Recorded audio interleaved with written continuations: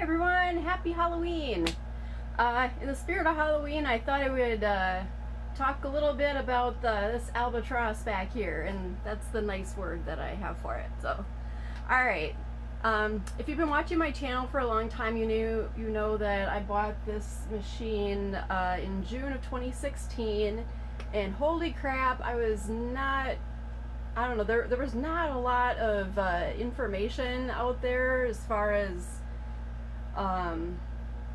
like how to pick a suitable embroidery machine for you based on your needs.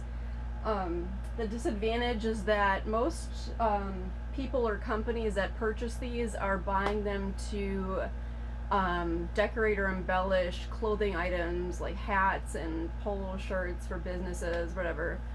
That's super boring to me, so I knew I was never going to do anything like that, and to this day I've never embroidered a single hat on this machine, and I've done maybe 2 shirts for my own personal use. So yeah, I'm doing in the hoop, which you guys, if you watch the channel, you're very familiar with, so masks and keychains and all kinds of awesomeness. So anyhow, to get that out of the way, my opinion on this machine has been controversial, which is fun.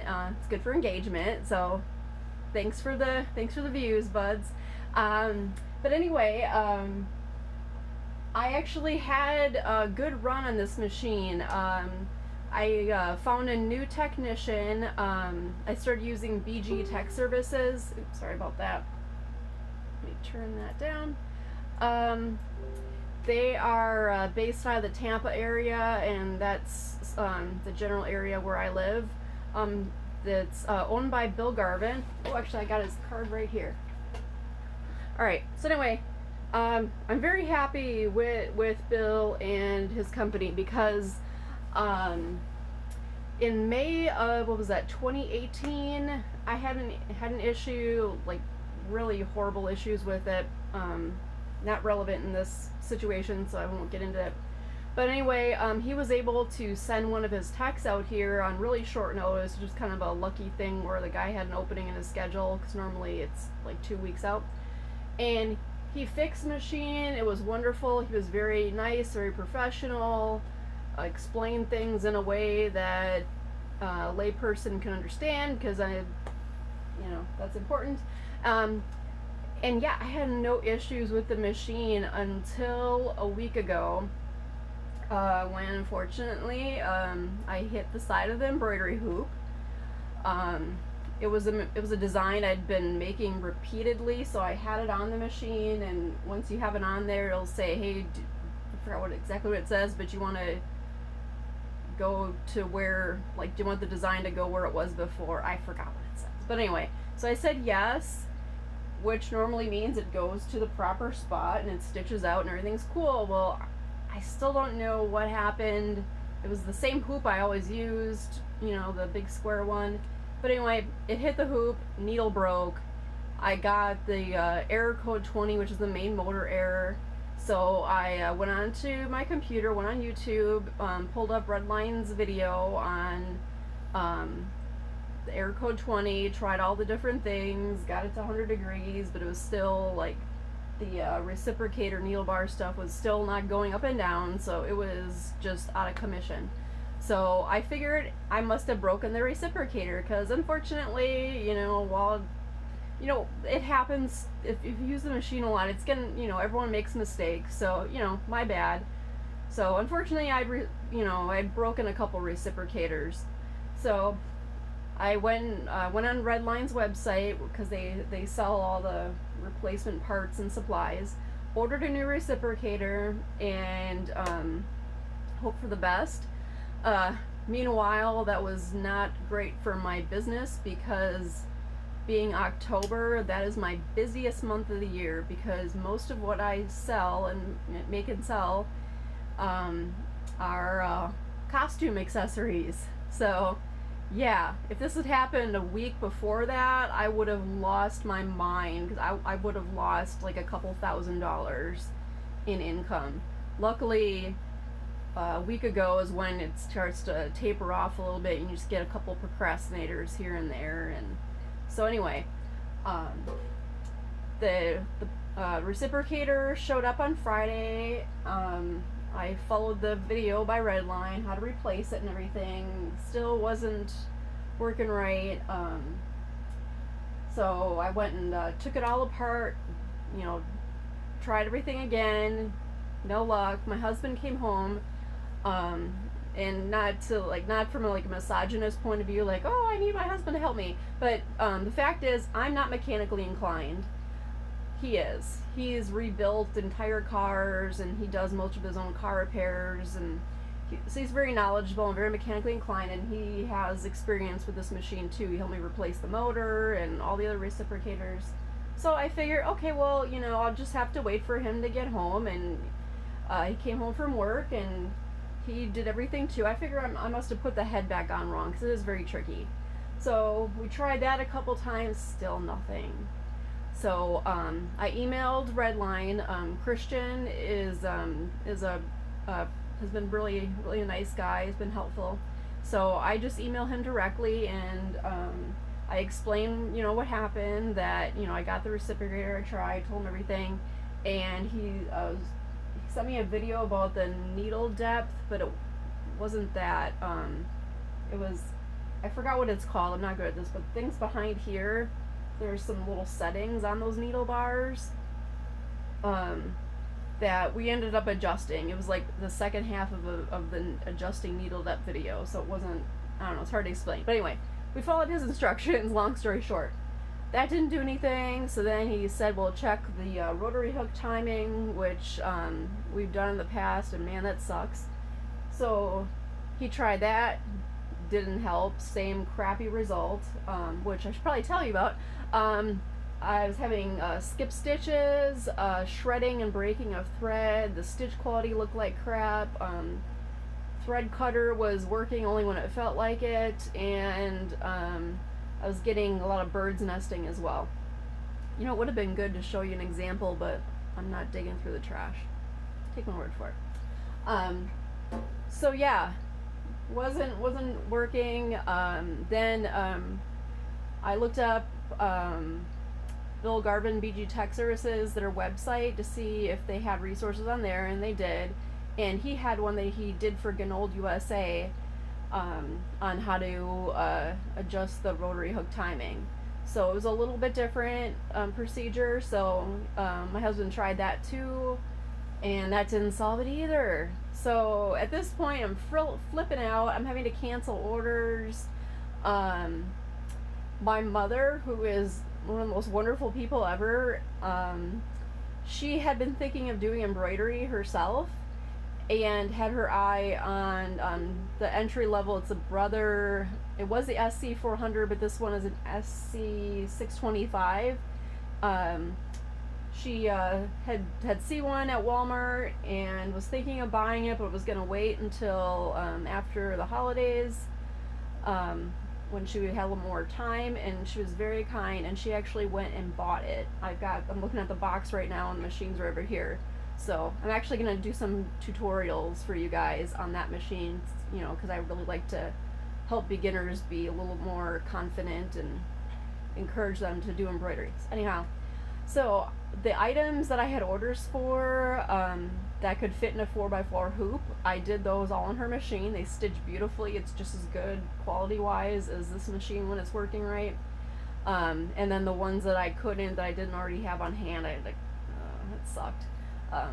You know, I let the customers know, and I think probably majority of them ended up canceling. Anyway, so so I emailed Bill Garvin, and then, because by then this was the weekend, so the Redline people, I'm assuming they're not open weekends, so you know, Christian wasn't able to respond anymore.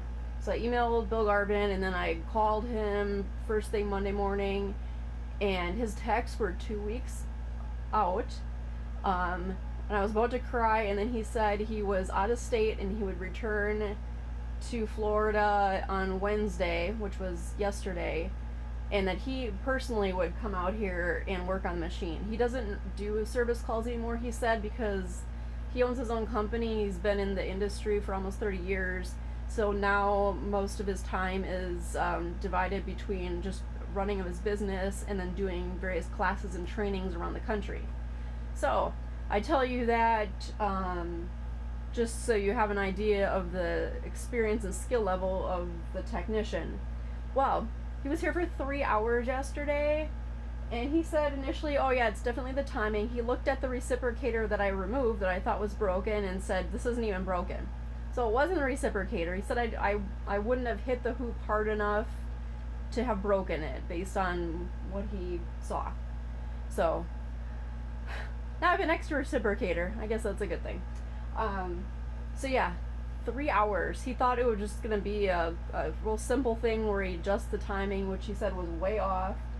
But there's a certain range of the, and I'm not gonna get the terminology right, but the main shaft thing has the, it's on the other side, so I'm just kind of pointing at nothing. It has the degrees. If you have the machine, there's like a little window and it's got the numbers, and it's supposed to be at, when you're sewing, it's at 100 degrees, but when you're adjusting the rotary hook timing, it's supposed to be within, I think, 198 to 203.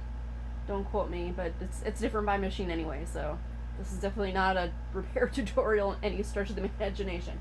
So anyway, he actually had it, he tried all kinds of different settings. He had it on, he had to put on 210, which he knows is, you're not supposed, that's not correct, but that's the only way he could get the machine to work. So after 3 hours, I'm starting to worry, and he's like, oh, this is, he was like, of course he's not worried, because he's been doing this forever, but he's saying, you know, this is, you know, more challenging than I was expecting. So he got it to the point where, mostly it's working. Let me grab this little H test. So if you embroider, you should know what this is. This, if not, he said he is actually the one who made the file for this. It's on the Gnold USA website, so if you don't have this, you definitely should. And what this is, it's just 15 letter H's. So I think embroidery machines only go up to 15 needles, that's why, and that's what mine is. So you just do a letter H for each of the needles, and then you can get a look at it on the back and see how your tension is. Well, you can see I had some issues on this one.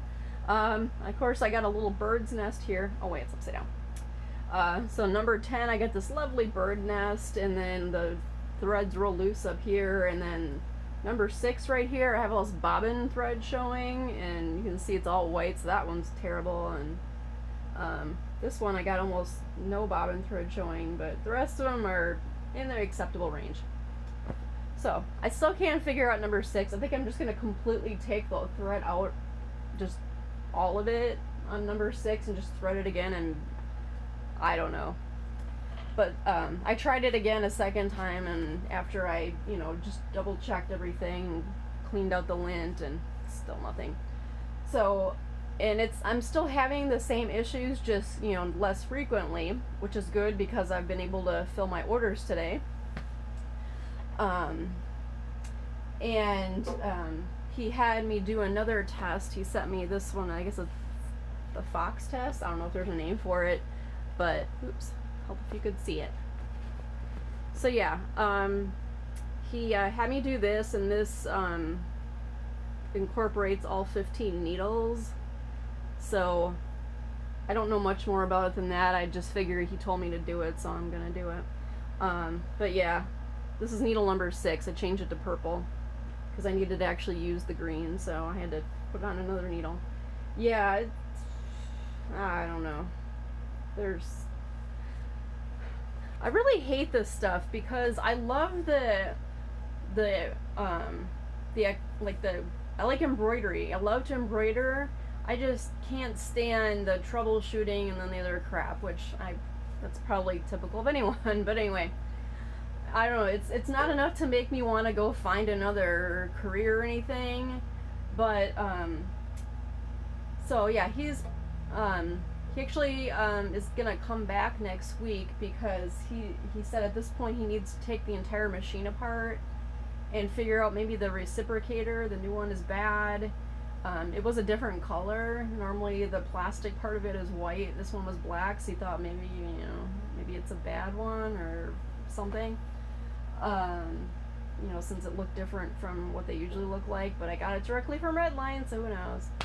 But yeah, and then Redline got back to me on Wednesday, asking if, you know, what was going on, and I'm like, not much, nothing good.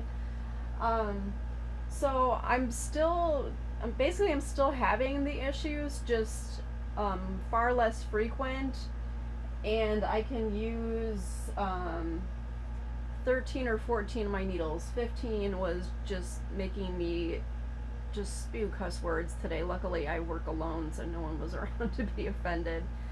My kids are at school, and they're teenagers anyway. They hear it at school. But so I'm able to fill the orders. But yeah, I'm still having these issues, and really, Bill is very confident that he can figure it out. He said these machines are actually fine for everything but hats. He said they don't do hats well. And basically all these, it's a Chinese machine, and they're basically all made by Ricoma, just with different emblems. So keep that in mind. So certain things like the thread pullouts that I often get, he said that's just typical of a Chinese machine. They're just, some things they just don't do as well as a more expensive machine. You get what you pay for. So, but since this time I had the audience of someone who's knowledgeable, I asked him, well, so if I were to purchase a new machine, because at this point, every time I look at this machine, I just tense up. I'm afraid like today's gonna be the day that it just breaks and we can't fix it, and sure enough, that's exactly what happened. I mean, and yes, it was my own fault. I'm not saying that, it wasn't my fault that I hit a hoop, okay? So just to head off any of that criticism. I'm just talking about my experience in this video, so I'm not saying don't buy one of these or do buy one.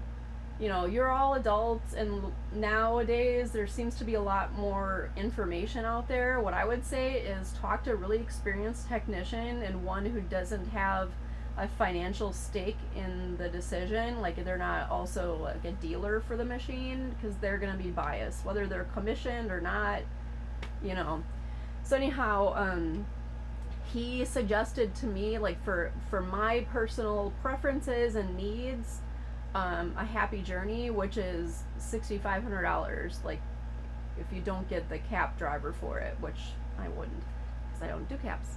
So I might end up trying to find a way to make that happen. Obviously, I don't have $6,500 readily available to me. I mean, I'm a very small business. I'm not rich. But it would be an emotional decision, but sometimes, we're human beings, and so that's what I might end up doing if I can make that happen. So that's my scary story for Halloween. I'm gonna end it on a positive.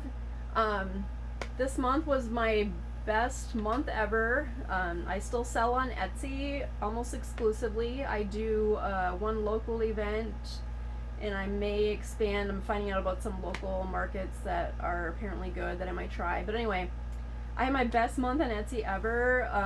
I had a couple hundred orders, lots of wonderful customers. They're tagging me on Instagram and showing me their kids and themselves, some of them doing cosplay, wearing the things that I've made for them. So, that's the best. It's the best. I appreciate my customers so much, because I'm able to do a job where I can be creative and in a work environment that is usually not stressful, and it just suits my personality and how I like to work. So thank you to them so much. If any of you are watching, I am so grateful, and it is really cool to think that these people are going to look back on these Halloween photos years and later, and one or more of my products, things that I personally made, are just being worn by that child in that photo, or the adults. It's so cool. Anyway, let's keep this under 20 minutes. All right, like, comment, share, subscribe, all that helps me out. Thank you. Happy Halloween. Peace.